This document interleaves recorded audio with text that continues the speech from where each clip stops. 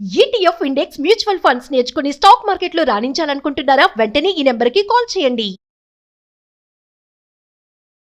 నమస్తే శ్రావ్య గారు. నమస్తే రాధా గారు. శ్రావ్య గారు మామూలుగా అంటూ ఉంటారు, అరే వాడు చూడరా వాడు భార్య చెప్పు చేతుల్లో ఉన్నాడు, వాళ్ళ భార్య ఏది చెప్తే అది వింటాడు అనేసి. అది ఒక సెషన్. ఇంకొంతమంది ఉంటారు భార్యలు, అరే నేను చెప్పింది అసలు మా ఆయన వినాడు, వాళ్ళమ్మ ఏది చెప్తే అదే వింటాడు, నన్ను పట్టించుకోడు అని ఒక రకంగా ఉంది. అంటే ఇక్కడ భార్య కుచి అమ్మ కుచి ఎక్కువైపోయింది. వీళ్ళ మైండ్ సెట్ ఎందుకు ఇలా ఉంటుంది? ఏది తల్లి ఏది చెప్పినా కొడుకు చేస్తాడు, అలా కోడళ్ళు సఫర్ అవుతున్నారు.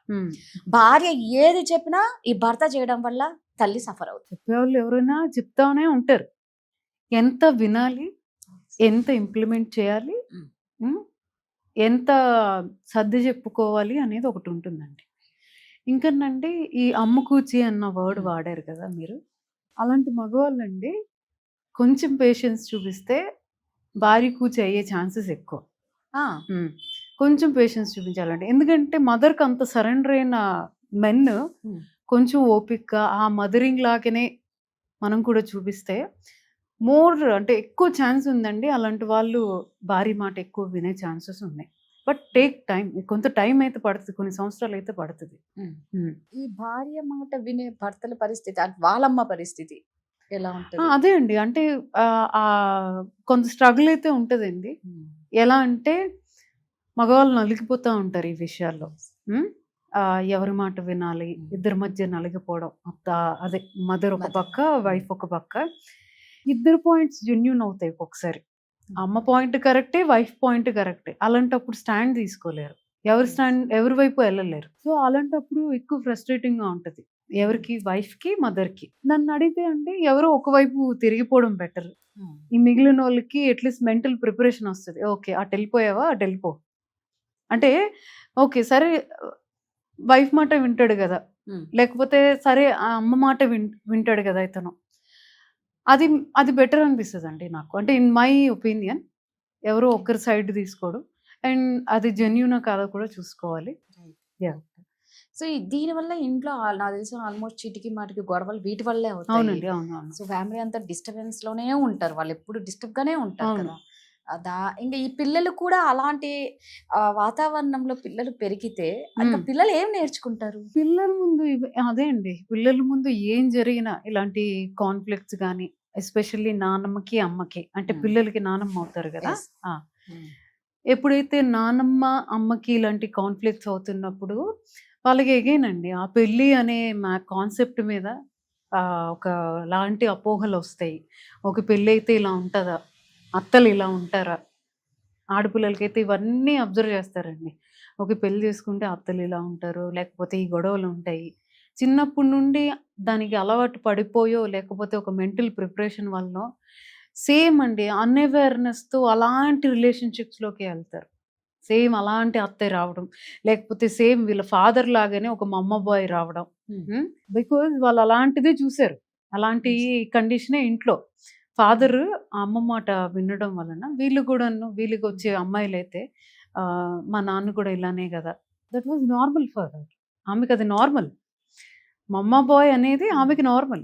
సో ఆమె అన్నోయింగ్లీ మా ఇంట్లో కూడా ఇలానే కదా ఉంటుంది అనేది ఆమెకి నార్మలైజ్ అయిపోతుంది. రేపు పొద్దున ఎవరో ఒక అబ్బాయిని కలుస్తుంది, ఆ అబ్బాయి మమ్మ బాయ్ అనుకోండి, ఆ అమ్మాయికి అది అప్పుడు ప్రాబ్లం అనిపించదు.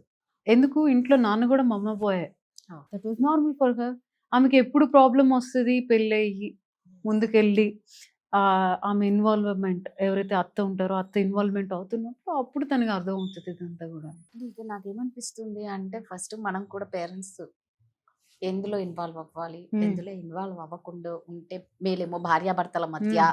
అవునండి, ఎందుకు ఇటు ఒక్కొక్కసారి పెళ్ళైన తర్వాత ఈ మదర్ అమ్మాయి వాళ్ళ మదర్ ఎక్కువ ఇన్వాల్వ్ అయినా కూడా వీళ్ళ ఫ్యామిలీలో డిస్టర్బెన్స్ వస్తాయి. అవునండి, ఇప్పుడు ఈ ఇన్వాల్వ్మెంట్ ఓన్లీ ఆ మగ సైడే అవ్వట్లేదండి. ఆ ఇన్వాల్వ్మెంట్ ఆడపిల్లల సైడ్ కూడా అవుతుంటది. కొన్నిసార్లు ఎలా ఉంటే పేరెంటల్ ఇన్వాల్వ్మెంట్ ఉందా అన్నట్టు కూడా జరిగిపోతుందండి. అంటే ఎంత బాగా ఆ అమ్మాయి కండిషన్ చేసి పెంచుతారు అని అంటే ఆమె పెయిన్ పాయింట్స్ పేరెంట్స్కి తెలుస్తాయి. ఆమెకి ఏం మాట్లాడితే ట్రిగ్గర్ అవుతుందో ఆమెకి తెలుస్తుంది. ఆ మదర్ ఏంటి సింపుల్గా ఆమె పెయిన్ పాయింట్ కానీ ట్రిగ్గర్ పాయింట్ కానీ మాట్లాడుతుందండి. అయిపోయిందంటే ఈ అమ్మాయి ఇంకా డిస్టర్బ్ అయిపోతుంది, ట్రిగర్ అయిపోతుంది, వెళ్ళి గొడవలు పెట్టుకుంటుంది. ఇలాంటి కేసెస్ జరుగుతున్నాయండి. వీళ్ళకి ఏమన్నా అంటే మీరు సైకాలజిస్ట్ గా వీళ్ళకు ఏమైనా కౌన్సిలింగ్ ద్వారా కూడా వీళ్ళని ఏమన్నా ట్రీట్ చేయొచ్చా? అంటే ఎవరండి? అంటే ఇప్పుడు ఎవరైతే ఎవరైతే ఓవర్ గా ఇన్వాల్వ్ అయిపోతూ ఉంటారో అబ్బాయి మదర్ కానీ అమ్మాయి మదర్ కానీ, బట్ ఎవరు రారు ఎప్పుడు కూడా నాకు ఇది అని చెప్పి ఇలాంటి మెంటల్ మైండ్ సెట్ కి సంబంధించి ఇష్యూస్ ఏమన్నా ఉంటే ఎవరు ముందుకు రారు కదా. అవునండి, అవును. అప్పుడు ఎవరు సఫర్ అయ్యే వాళ్ళే రావాలి. అంటే ఇప్పుడు మనం ఒకరి మాట వినేస్తున్నాము, లేదు మన ఎమోషన్స్ ఇంకొకరు ట్రిగర్ చేస్తే ఇంత ఈజీయా, నా ఎమోషన్స్ ని కదపడం ఇంత ఈజీయా అనేది ఎవరి చేతిలో ఉందండి? మన చేతిలోనే ఉంది కదా. ఖచ్చితంగా. ఉమ్, నువ్వు ఒకరి మాట విని మ్యానిపులేట్ అయిపోతున్నావు ఎవరు వీక్ గా ఉన్నట్టండి? అవును. వాళ్ళే వీక్ గా ఉన్నట్టు కదా. అవును. సో ఇలాంటి వాళ్ళు ఏంటంటే అండి, దీన్ని వీక్ బౌండరీస్ అంటారండి. అంటే ఏంటి? నో చెప్పడం నేర్చుకోవాలండి. Yes. ఎంత ఇన్వాల్వ్ అవ్వాలి నీ మ్యారేజ్ లైఫ్లో, పేరెంట్స్ ఎంత ఇన్వాల్వ్ అవ్వాలి, ఎంత Right. ఇన్వాల్వ్ అవ్వకూడదు. నీకు కొన్ని పెయిన్ పాయింట్స్ ఉంటాయి, అవి మీ మదర్కో మీ ఫాదర్కో తెలుస్తాయి. క్లియర్గా చెప్పండి, ఇవి నా పెయిన్ పాయింట్స్, మీరు వీటిని ట్రిగర్ చేసినంత మాత్రాన అక్కడ ఏం మారదు, అక్కడ సిచ్యువేషన్ ఏమి మారదు, ఇది నా చేతుల్లో లేనిది. ఇన్స్టెంట్ నాకు ఏదైనా సపోర్ట్ ఇవ్వగలిగితే ఇవ్వండి, Yes. ఎత్తి పొడిచే బదులు నాకు సపోర్ట్ ఇవ్వగలిగితే ఇవ్వండి.